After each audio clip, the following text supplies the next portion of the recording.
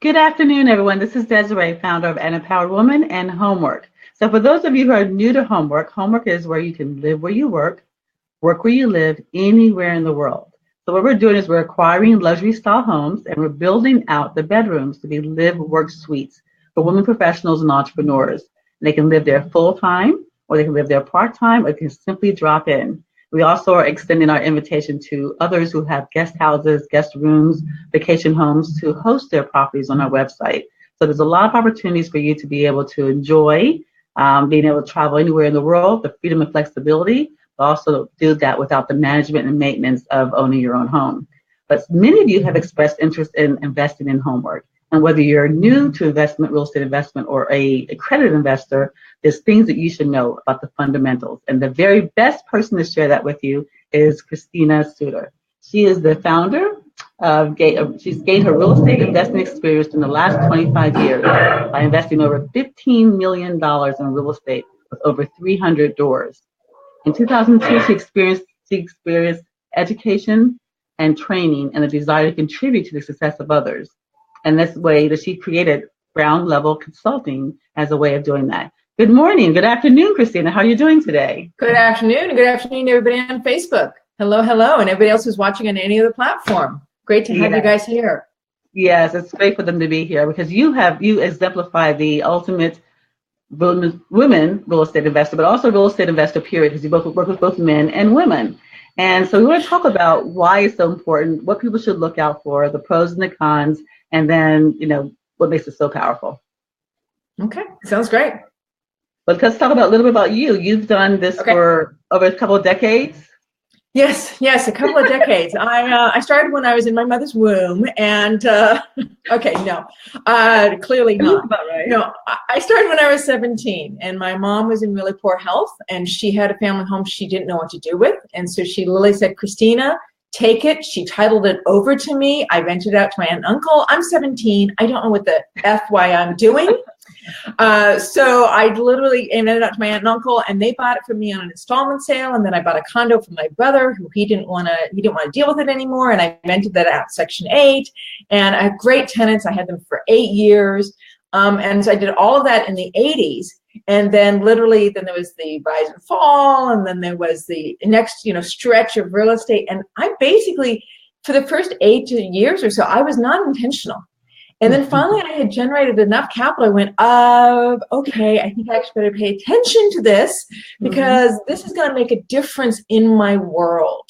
If I'm a good steward to this, I could make choices in my world about where I want to be, who I want to be, how I want to contribute. And I secretly, and it really was a secret, you can ask my sister because she was very surprised when I told her I wanted to be a mom. I secretly really, really, really wanted to be a mom, but I also wanted to be a woman that had her own sense of self. I grew up in a matriarch. My mother was a strong blank, blank, blank lady. You gave her no crap. You towed your line. You moved furniture when it was time to move, and you helped her do the grocery shopping because everybody had to pitch in. And the advantage of that kind of mom was I just assumed I'd be a leader in my own world. I just assumed that's who I would be. And so I didn't question being a leader in real estate. I didn't question being financially independent and financially responsible for myself. I've always worked or paid my way in some way. And so I took that and I applied all of that to real estate into my own investing career. And thank you so much, Facebook listeners. I so appreciate it. I thank you. Thank you, JR. That's really awesome. What can I say? You work your way through because that's what there is to do. At least that's what I was raised with. And now I get the choice. What's my why? My why is I have a daughter who's 8 years old and she is a pistol, just like I am. And, and I get the joy, really, and it's a joy. I work from 9 to 2 because I pick up my daughter at 3 o'clock and I drop her off at school every morning because that was my why. That was my why. My why was I needed financial freedom so I could be a mom. Now, I don't know that everybody has that point of view, but I did. I had that point of view, and it was worth, oh my gosh. I've had my backside handed to me in real estate. Literally those moments where you go and you say, I'm such a freaking, I should just really totally give up because I really don't know what I'm doing because I just lost 7 digits in real estate, or I've just lost 6 digits in real estate. Hello, Allie. Wonderful to see you. Allie, wonderful. And you sit there and you wonder, can I face it again? Can I brave it? And I figure it out? The thing is, you're speaking to a lot of people who experience the same thing. And my why was my children as well. I wanted that freedom and that flexibility to be able to participate in their school. I didn't want to be an absentee mom. I wanted to be able to go to their games. I didn't want to be tied down to a job. And for all of their years when I was raising them, it was through real estate. But I didn't want to just sell real estate. I wanted to invest in real estate because I wanted that ongoing opportunity. And like you took a bath, a couple of years ago, and they took a lot to say, I'm going to start over, because people said, well, you're going to do real estate again after losing so much. And it was it was 7 figures. And so for the long term, we learned from that. And now we just do differently or do better. But for the long term, everyone, almost like 98% of the people that have the 1% have built a lot of their wealth or have their wealth stored in real estate. Yes. So with that, so it just knows that it's a game that works no matter where you are in the world and whatever age you are, you can do it. You can participate in it. So what are some of the things that when people look at investing in real estate that you think they should be look out for? Okay, I am a child of the Great Recession. Notice I didn't say Great Depression. My husband's parents were children of the Great Depression. I am a child of the Great Recession. And so therefore I am very adamant. And did I say adamant? Did I say I strongly suggest? I want to be very clear here. But I'm very adamant. I'm very adamant about people understanding the economy. Now, do you have to actually be an economist? No. You don't have to be an economist. There are a lot of people in our field. Robert Campbell, Bruce Norris, Joe Fearless. There are lots of people in our world who do versions of economic updates. You can go to real estate meetings, and there will be whole meetings on economic updates. Jeremy Roll, myself, we all go to meetings and we specifically give you our opinion on what's going on in the economy in general and how it's going to affect real estate. And then, of course, there's what's going on in the real estate economy or the real estate industry as a whole as well. And so all ships rise and fall, on the tide, and the economy is our tide, or the strength of the U.S. economy, even the strength of the international economy. When I started my Phoebe meeting for investors by investors in Pasadena, I started it back at the time of the Greek crisis, right? Back at the time of the shadow inventory. Every single meeting was a stack of paper this thick, literally this thick, that talked specifically about the Greek crisis, the shadow inventory, and what were the experts saying, and whether or not we were going to get out of this mess, and what it was going to cost us to get out of this mess. And then as soon as 2012 hit, it was clear we were at the bottom, we were starting to recover. I went, okay, I'm done. I still have my meeting, but I present twice a year. I present an economic update only once every 6 months instead of every month, right? So economy. So I wanted to make that clear. So the second is knowing your subsegment. Play in your lane.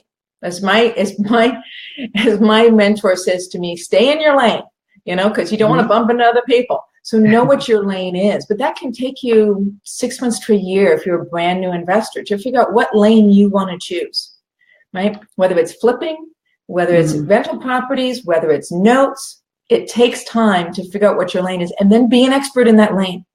Study that lane. But take 6 months to do it. Don't jump in too quick. Go ahead. So I was going to ask you to clarify that lane. So you did, as far as the different ways, the different types, whether it's the fix and flips, whether it's whatever. And one thing that when you say that too is also to find out what your tolerance is. So you maybe mention that going forward. Wow. What can you afford to lose? Then they actually say that, because not that that's your intention, but you need to know what your tolerance is. Whether it's 50,000, 100,000, 500,000. That will also be able to help you refine what your lane is, because some lanes require more investment than others. Absolutely. I do a thing called an investor profile in my class. So it's the first thing we talk about is the investor profile. And I have this triangle, and I say, okay, I'm going to put this triangle on its head, because people have this concept that the lane they should be in is the lane that's going to earn them the most money, the most return on investment. I need the one that's going to be the best one for me, earning me the most cash, because I want to get rich fast. And it's like, no, you turn it on its head. And the first thing is you. So your first questions are, what am I starting with? Where do I want to end up? And how do I want to get there? And the how I want to get there is huge. Do I want to be a professional in the field because I have the time to give to it and I want to use my sweat equity? Or am I already a doctor and I'm working full time and I don't have any time, but I want to take advantage of the abundance that real estate can offer, and therefore what I need is passive deals. You've got to start with you. Risk tolerance is an element in there, right? And your nature. What is it that you're good at? What is it that you actually want to do? When you get out of bed, what can you do all day long?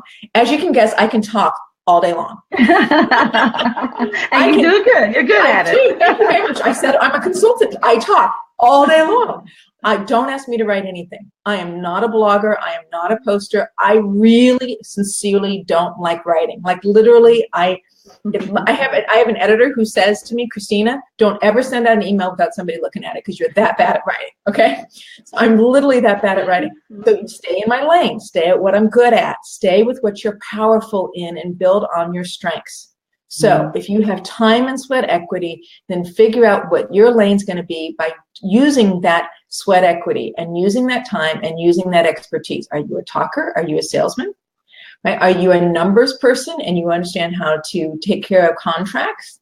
Therefore, you might be a good, oh my God, I can't remember what they're called now.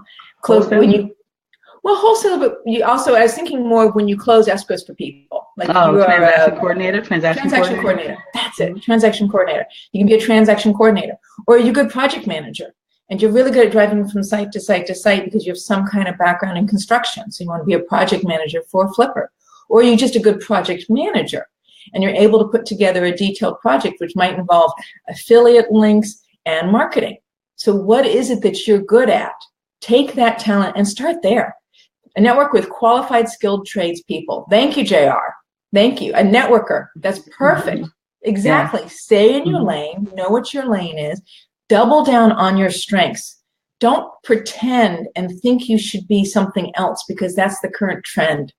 Don't try to go where everybody else says, oh, you need to invest in South Chicago because it's awesome, right? I'm going to go to Detroit personally.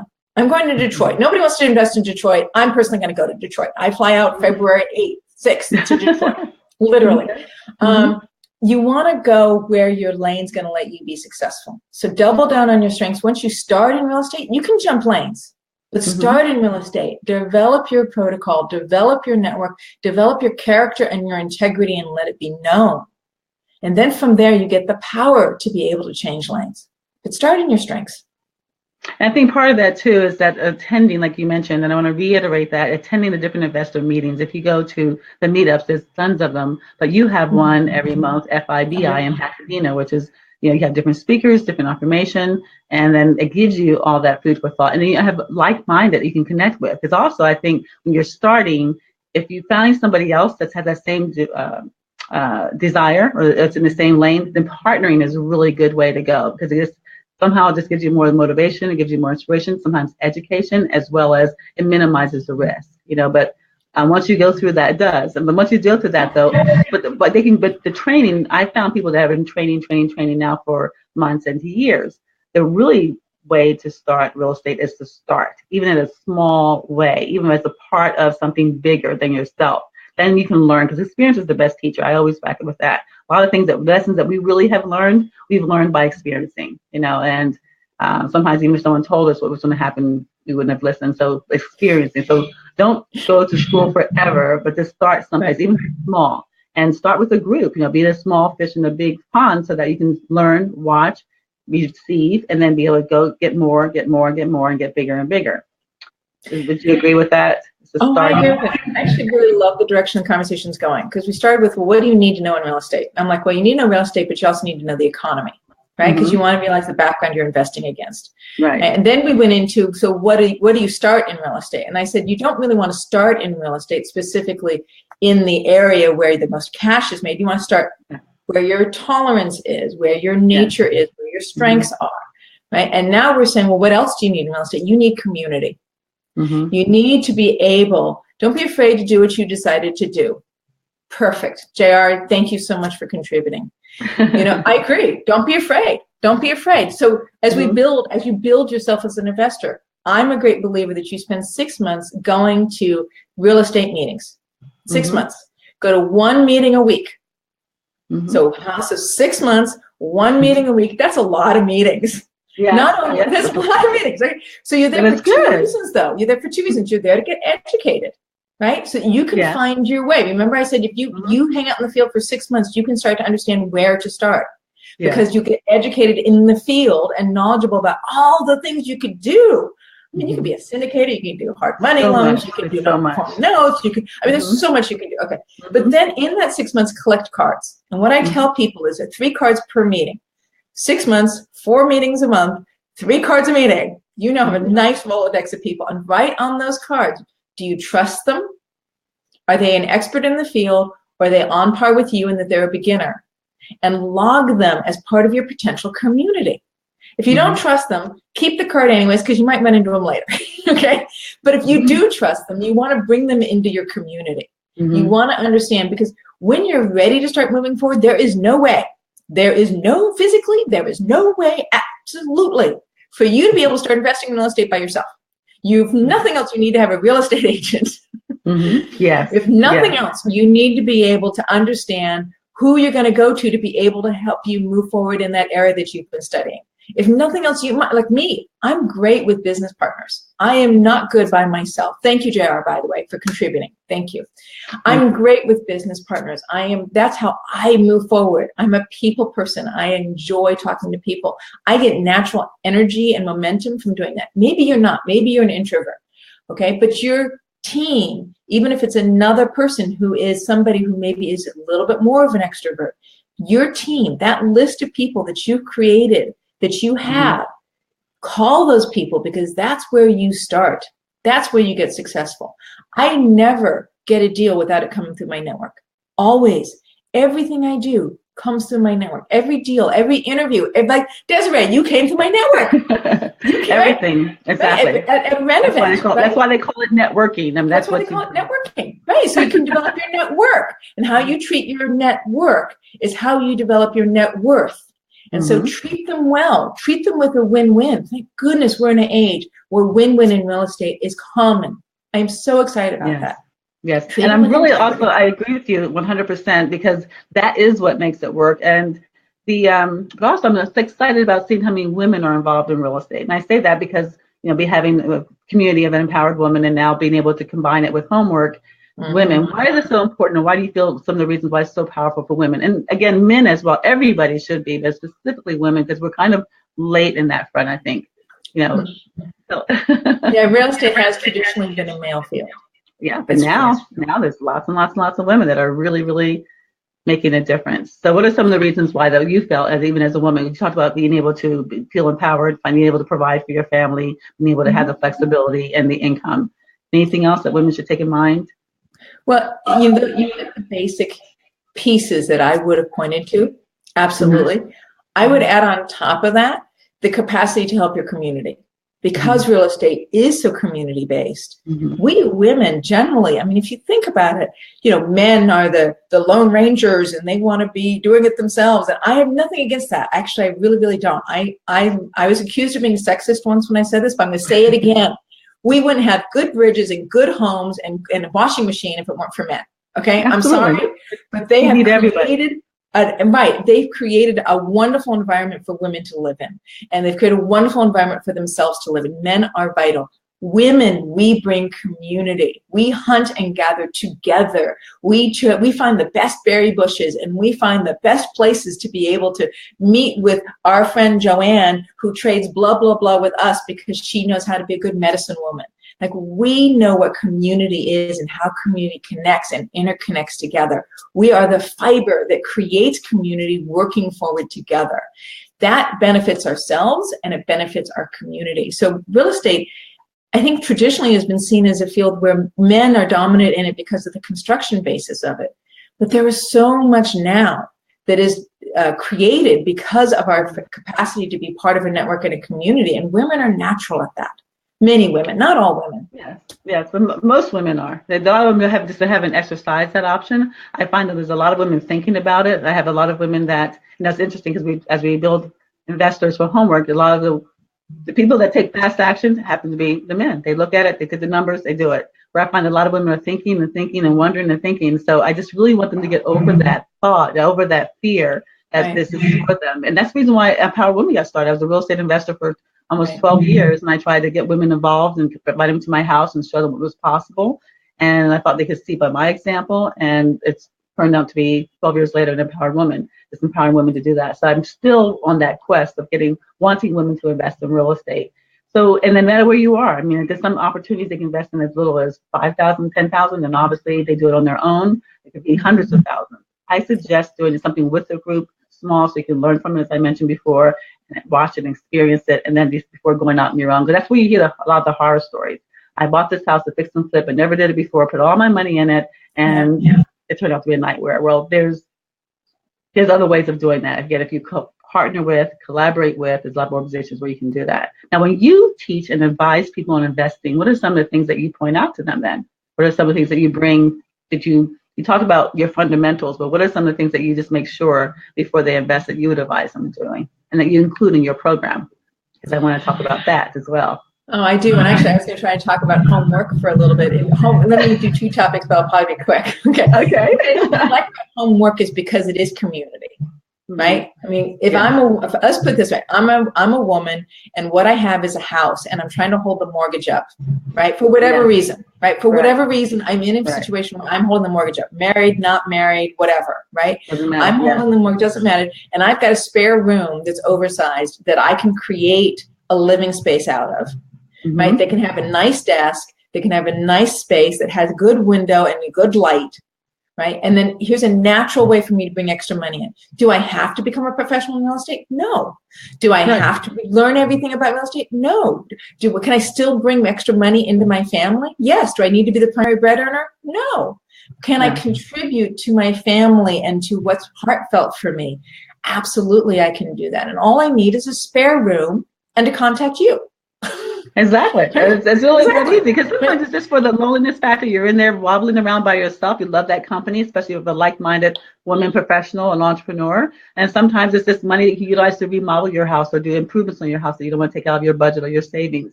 So, or it's just being able to have someone in your home while you go off and travel the world, and explore without having to worry. So there's many, many reasons to participate. But, it's great to do it with us. Thank you for that, Christina. It's great to plant that seed in the mind, because we are looking for hosts, and we're preparing our website for that. And it's great because the fact that we do a background check on the ladies. All of our members, they have a background check. So it's just another level of security. And all of our properties are personally viewed. So we know that it's in a good neighborhood, it's a good house, and it ends up to our brand of being a luxury brand, company. So we did that. Exactly. Thank you. Yeah. Well, and you talked right to it, which is what's the next level of fundamentals I would suggest. And we live in the age of information. Women are motivators and builders.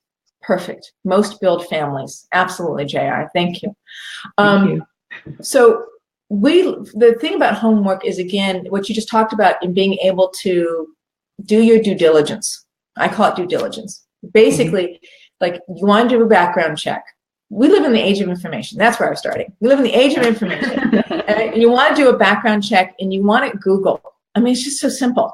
People are like, how do you do background checks? I'm like, well, I enter the person's information in Google. I type in their name and I hit return, or I type in their name and their city and I hit return, and I go to Ripoff Report, and I go to Better Business Bureau, and I make sure that their LLC license is up to date. And so I go to the .gov sites as well, right? But a lot of it is just Google. I mean, the last time I hired an assistant, I typed in their name, and I could see who they were before they ever showed up to the interview because of Facebook and LinkedIn. Right? Exactly. I mean, there are so many reviews online and forums that are full of information that you can do a due diligence. What used to take me 10 hours, I can do in 2. Right? Yeah. And I do use TLO, right, which is TransUnion, as an actual background check. So I do know if they have a criminal history, or if they've had any liens or foreclosures. So I do an actual background check. I do. But I find the information is just as useful. I'm just typing it into Google. So that is a way to keep yourself safe as you move forward with your investments and as you create your partnerships, right? So we're moving right through these steps. You're now encouraging you to create partnerships and be in community. Now you're going to move forward with creating a partnership, and you need to research this person on Google. And you find out, who is this person? What have they done in real estate in the past? Are they a real player or not? Right? Do they actually have a business? Do they have 5 businesses? Right? TLO isn't inexpensive, but it takes time to get it set up. You don't have to use TLO. You can just simply type in if you type in somebody's name and you hit background check and you hit enter on Google, you'll get about 5 different websites that offer to give you a background check on somebody in like less than 20 minutes. It's like $60. Yes. I mean, it couldn't get any easier these days. But you've got to sit down and set a 2-hour timer and research for 2 hours who's this partner you're going to work with, and have a contract. Yeah, a very clear contract. Have a contract. Negotiate the contract. So what that's Desiree has always made winning look easy and natural. JR, Desiree has always made winning look easy and natural. Yes! Yay. Thank you, JR. Thank you so much. Thank you. I love the feedback. So Christina, you offer, for those who are still wondering and want to know more, you offer in consulting and for investment. You're actually thinking about offering classes and videos and things of that type, because there's still a lot of information that we're not able to cover today. So what is some of the things who's perfect for you? Who'd be the perfect person for you? Okay, so I have two different levels. Okay, I have an educational level, which is my webinars, right? I hold those, I have them every Monday. You can join by video, just like this conversation right here. It's just not on Facebook, right? It's a private video meet. And I go through the fundamentals. I go through basically what we've talked about. I go through, right, who are you going to be as an investor? So the investor profile. We then identify what is going to be your earning goals. We identify what is the asset classes you want to start participating in. We then identify developing your team and how to do background checks on your team, right? Which is all the things we talked about, right? Yes. And then we help you identify your actual first asset, right? Do the due diligence on community and finding the right property if it's a direct purchase, or doing your due diligence on a syndicator if your first purchase is a syndicator, right? And you bring it to class, and I give you feedback on it. I tell you how to do the background check, and I tell you how to get the information. I tell you how to identify the right city. So I teach all of the due diligence. I spent half of my time in the first series on due diligence. Okay. Once you get your first acquisition, then you're ready to transition to series 2. That's how do you maintain the investment now that you've got it, right? So that might be managing the managers, turning a problem building around, being able to review and reinvest. How do you make sure something's performing? Because you got to maintenance that team. You can't just like invest and then walk away, right? You got to be able to manage your team. No absentee, yes. Right? No absentee. You're absentee, you're going to lose money. It's just that simple. Yes. You don't pay attention, you lose money. You pay attention, you make money. It's really easy. Right?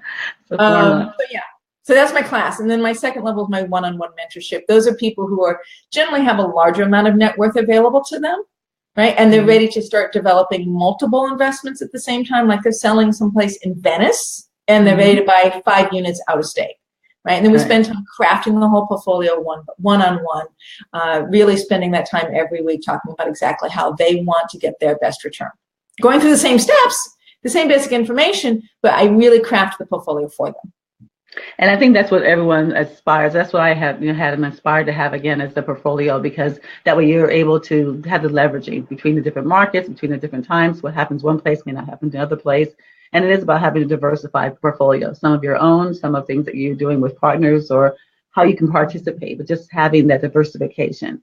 And I think, as I said earlier, that the educated investor, a knowledgeable investor, is a happy investor. And they are able to make their decisions with much more comfort, much more ease, and much more confidence. And that's what we want. That's what you want. That's what we want. That's what we want for everybody out there.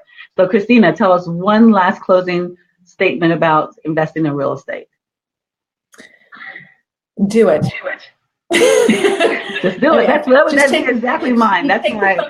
You just take the steps we've written down, and then it just becomes a need to do it. If you want to make a difference in your world or anybody else's world, you need the permission to make that difference. And the only way you can have that permission, and forgive me if I get a little religious here, Spirit meets you at the point of action. If you want abundance and you want to move forward, Spirit will absolutely let you do that. The world will let you do that at the point of action. If you sit in your home and you do nothing and you don't go to the meetings I'm talking about, then you don't get permission. Really is that simple. It's that simple. And the thing is that also I want to make sure that everybody knows that you have made a very generous offer by offering everyone a complimentary private consultation via the telephone. So the form is in our email. The form is going to be on Facebook. Just, go to her website. We'll have all that information there for you to be able to, if you're still on the fence or you still want more information, contact Christina. She's willing to give you her valuable time, and being able to show you and speak to you. and what she's done and how you can do it too. Because what we're trying to do is empower everyone to be able to invest in real estate and realize the abundance and the lifestyle that you can as a result of it. So I want to thank you so much, Christina. I want to thank you so very much for sharing your time and your expertise. I want to thank our listeners today. If you want to see this again, it'll be posted on our website, which is homwork.com, and that's HOMWORK.com. Christina, tell them how they can find out more about you. Thank you. I was going to say glinvestor.com. So it's GL in ground level, like foundational information, right? glinvestor.com. Or you can call my phone number direct. I actually answer my phone, 310-463-5942. I had a guy from Spain who said, if you give your phone out, I'm actually calling you from Spain. And he did, and he became a client. 310-463-5942. Thank you again. And thank you for listening. Feel free to visit us at HomWork, HOMWORK.com, either as an investor, as a host, as a member. Just join our community. Thanks again. Yay.